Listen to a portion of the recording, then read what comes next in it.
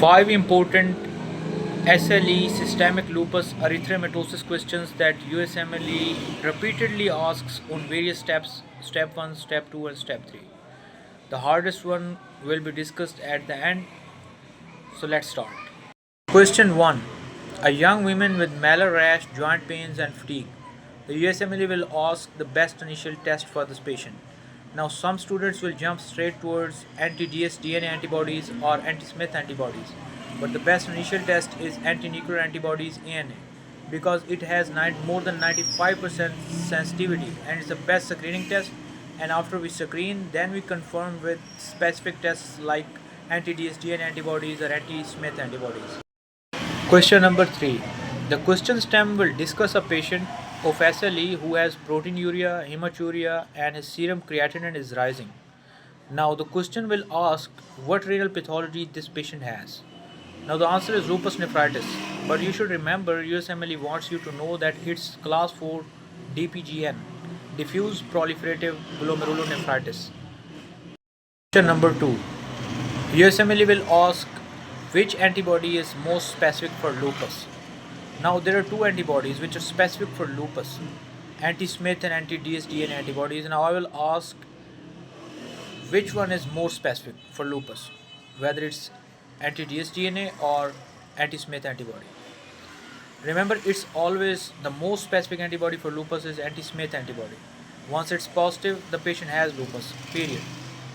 But anti-DS-DNA antibody, it correlates with disease activity, especially lupus nephritis. So remember, always remember anti-Smith antibody for diagnosis and anti-DS-DNA antibody for lupus flares.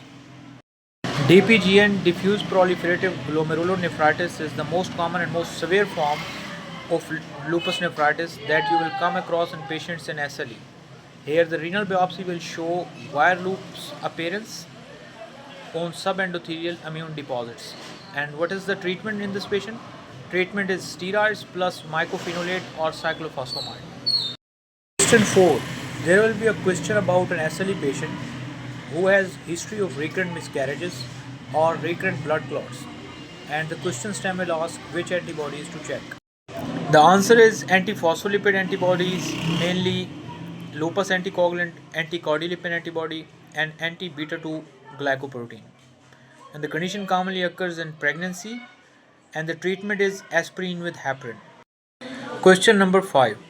The question stem will talk about a patient who has started on several medicines, and after a few months he develops symptoms of lupus along with elevated anti-nuclear antibody levels. And the question stem will ask, and the USMLE will ask, what's happening? And the answer here is, some students will mistake it for SLE, but it's not SLE, actually it's drug-induced lupus. And here the main antibody and the key antibody is antihistone antibody and not anti-Smith or anti-DS antibody. It's antihistone antibody. The most commonly responsible drugs for drug-induced lupus are namely procainamide, isoniazid, hydralazine and minocycline. And the treatment is the best part. You just discontinued the offending agent and the condition reverses.